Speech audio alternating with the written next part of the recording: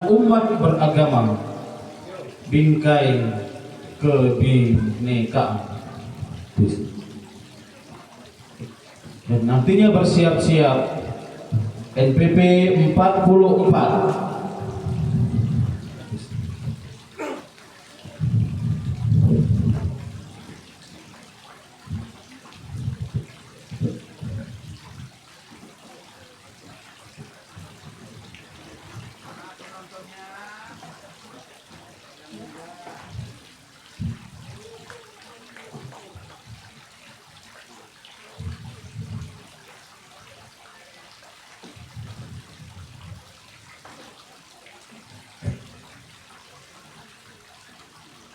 Assalamualaikum warahmatullahi wabarakatuh.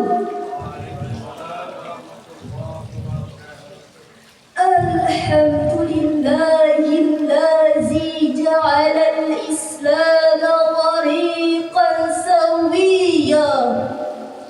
As-salatu wassalamu ala sayyidina Muhammadin kana sadiqal wa'di wa anna rasulan nabiyya wa ala alihi wa sahbihi allazina yuhsinuna islamahum wa lam yaf'alu sayyi'an farriya. Amma ba'd. Salam tahiyat tanda hormat kepada Dewan Hakim yang kami muliakan, hadirin sebangsa dan setanah air yang kami banggakan. Elizabeth Fisson, seorang mantan jurnalis asal Amerika Serikat, menulis dalam bukunya yang berjudul Indonesia as a Troll Exploring the Improbable Nation. Beliau menyatakan Indonesia adalah sebuah negara yang hampir sangat tidak mungkin berkembang. Hal ini merupakan ungkapan keraguannya, sebab Indonesia hadir dengan 16.771 pulau, dihuni lebih dari 360 etnis dengan 719 bahasa, serta 6 agama yang diakui di Indonesia. Hal inilah yang menjadikan bangsa Indonesia unik dan menarik di mata dunia. Namun kita tidak dapat menutup mata, sebab keberagaman ini jika tidak kita jaga dan kita kelola, bisa menjadi sumber potensi konflik, baik konflik antar suku, Etnis, bahkan agama, yang pada gilirannya akan meruntuhkan falsafat negara. Bahkan hadirin, bisa menjadi target dan sasaran oleh pihak-pihak yang tidak menginginkan Indonesia menjadi negara yang kuat, hebat dan bermartabat. Tentu sangat berbahaya bagi tegaknya pilar persatuan dan kesatuan serta kerukunan umat beragama.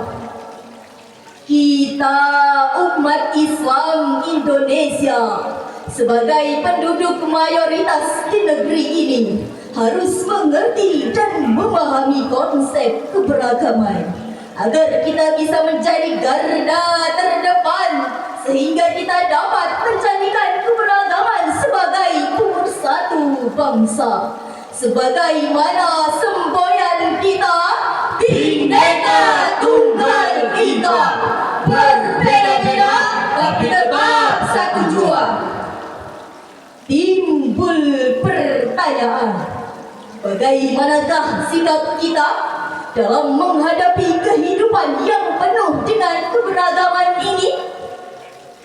Sebagai jawabannya, merawat kerukunan umat beragama dalam bingkai kebinekaan adalah judul syarahan Al-Quran yang akan kami sampaikan dengan landasan firman Allah dalam Al-Quran surah Al-Hujurat ayat 13 sebagai berikut.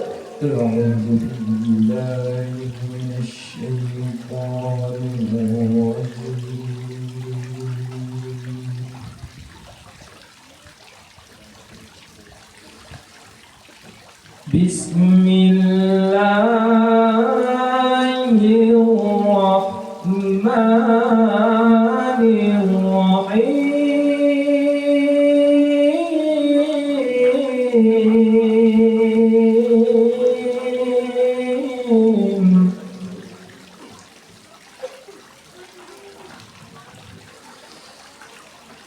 Ya ayyuhan nasu inna khalaqnakum min dzakarin wa untha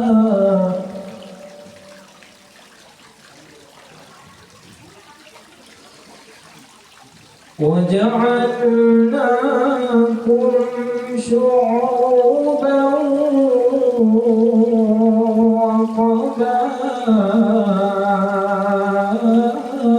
وقبائل لتعارفوا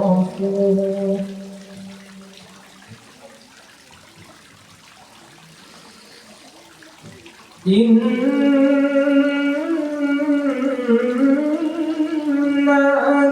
أكرمكم عند الله أتقاكم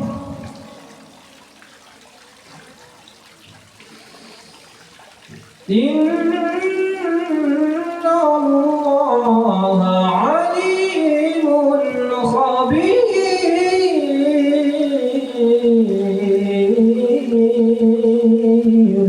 Aku berlindung kepada Allah dari godaan setan yang terkutuk dengan menyebut nama Allah yang Maha Pengasih lagi Maha Penyayang. Wahai manusia, sungguh kami telah menciptakan kamu dari seorang laki-laki dan seorang perempuan. Kemudian kami jadikan kamu berbangsa-bangsa dan bersuku-suku agar kamu saling mengenal. Sesungguhnya yang paling mulia di antara kamu di sisi Allah ialah orang yang paling bertakwa. Sungguh Allah Maha mengetahui lagi Maha teliti. Hadirin wal hadirat rahimakumullah. Dalam perspektif ilmu balagha, ayat ini menggunakan gaya bahasa dalam khabar yang artinya mengandung misi informasi ilahi dengan artian bahwa manusia diciptakan dengan beraneka ragam. Meskipun demikian, semuanya memiliki harkat, martabat dan derajat yang sama di hadapan Allah Subhanahu wa ta'ala. Kalau kita kaji lebih dalam asbabun nuzul ayat ini, menurut Ibnu Asakir dalam kitabnya Muta'amas bersumber dari Abu Bakar bin Abu Dawud bahwa ayat ini diturunkan berkenaan dengan keinginan Rasulullah yang ingin menikahkan Nabi Hindin dengan seorang wanita wanita dari kalangan Baitoh. Namun Bani Baitoh dengan sinis berkata kepada Rasul, "Ya Rasulullah, pantaskah kami menikahkan putri-putri kami dengan budak-budak kami?" Rasul belum sempat menjawab saat itu. Malaikat Jibril datang menyampaikan wahyu berupa Al-Quran surah Al-Hujurat ayat 13, yang pada ayat tersebut terdapat kalimat lita'arafu ay liyahsula bainakumut ta'aruf wa tahallu, agar kamu saling kenal mengenal, terjalin komunikasi yang harmonis serta menyamakan rasa sayang yang tiada pandang sayang. Demikian penafsiran dari Syekh Muhammad Ali Al-Sabudi dalam tafsirnya Safwatut Tafasir jilid 3 halaman 219. Dari sini dapat kita pahami hadirin bahwa Quran surah Al-Hujurat ayat 13 tadi merupakan landasan epistemologis untuk membina keberagaman di negeri tercinta ini melalui kerukunan umat beragama, yakni dengan saling mengenal, saling menghargai, dan saling bertoleransi di antara kita. Namun yang terjadi justru sebaliknya, saling menghujat dan saling menghina. Kementerian Komunikasi dan Informatika Republik Indonesia telah merilis data sejak tahun 2018 hingga sampai saat ini. Setidaknya terjadi 3.640 kasus salah yang terjadi di media sosial. Namun sayang hadirin, kita pun tak mungkin menutup mata. Bahkan masih banyak masyarakat Indonesia yang gara-gara beda organisasi saling caci maki, gara-gara beda suku mudah berseteru, gara-gara beda pendapat saling sikat, gara-gara beda pilihan saling bermusuhan, bahkan gara-gara beda pemahaman saling menghina. Betul hadirin? Hadirin, apakah kita rela jika bangsa yang besar ini harus hancur hanya karena perbedaan di antara kita? Laisa minna man da'a ala asabi'ah wa laisa minna man mata ala asabi'ah. Bukan golongan kami orang yang membangga-banggakan kesukuan, dan bukan golongan kami orang yang mati karena membela kesukuan. Allah Subhanahu wa Ta'ala telah mengisyaratkan kepada kita agar memperkokoh persatuan dan kesatuan, serta melarang kita untuk bercerai-berai. Hal ini telah terangkai di dalam Al-Quran surah Ali Imran ayat 103 sebagai berikut.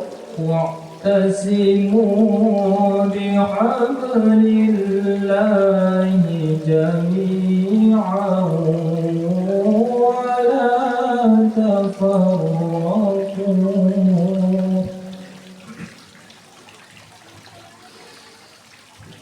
واذكروا نعمة الله عليكم إذ كنتم أعداء فألف بين قلوبكم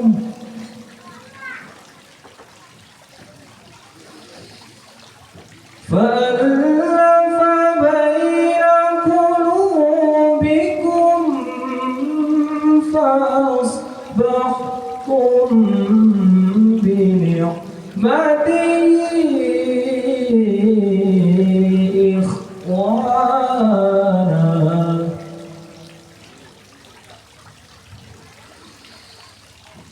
وكنتم على شفا حفرة من فأنقذكم منها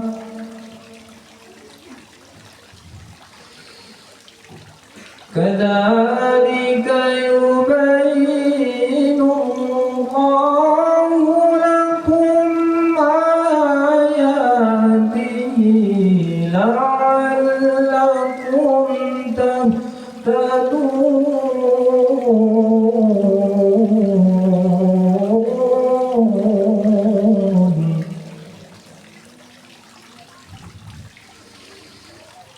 كذلك يبين الله لكم آياته لعلكم تهتدون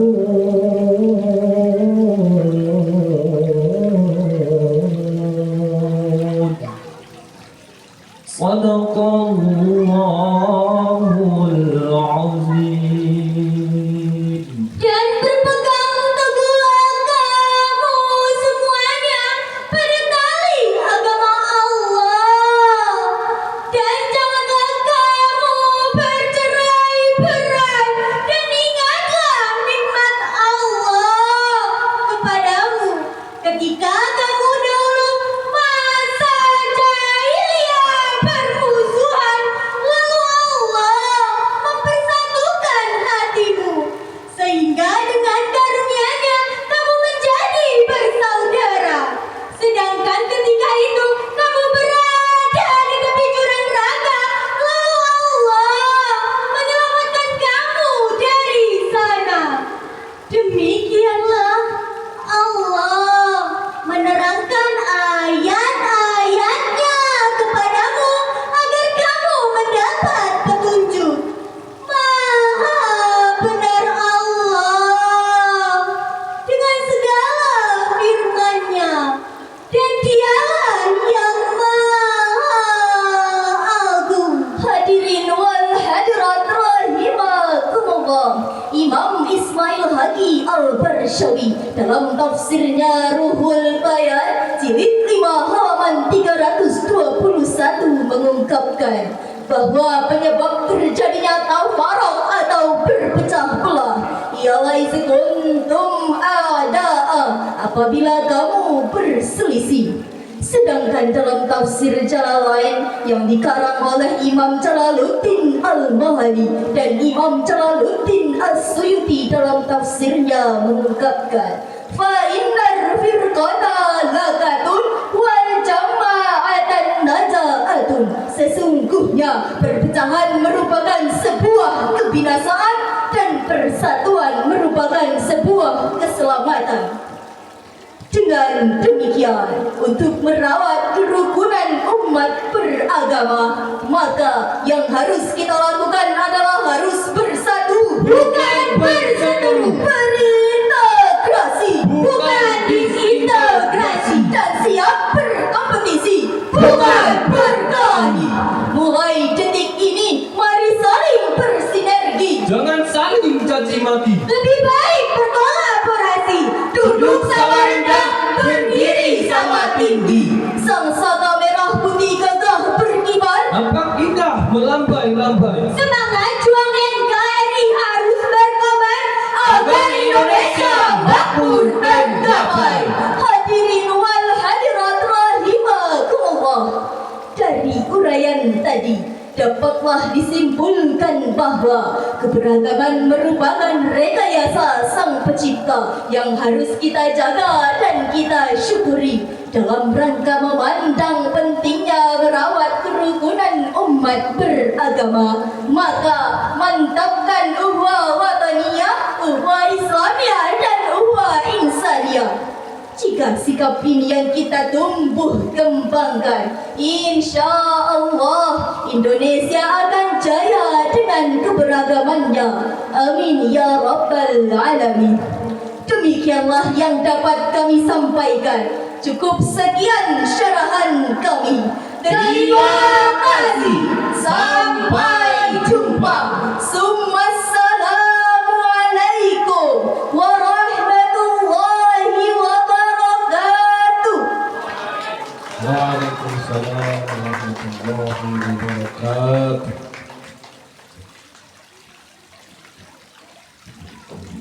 Terima kasih kami ucapkan kepada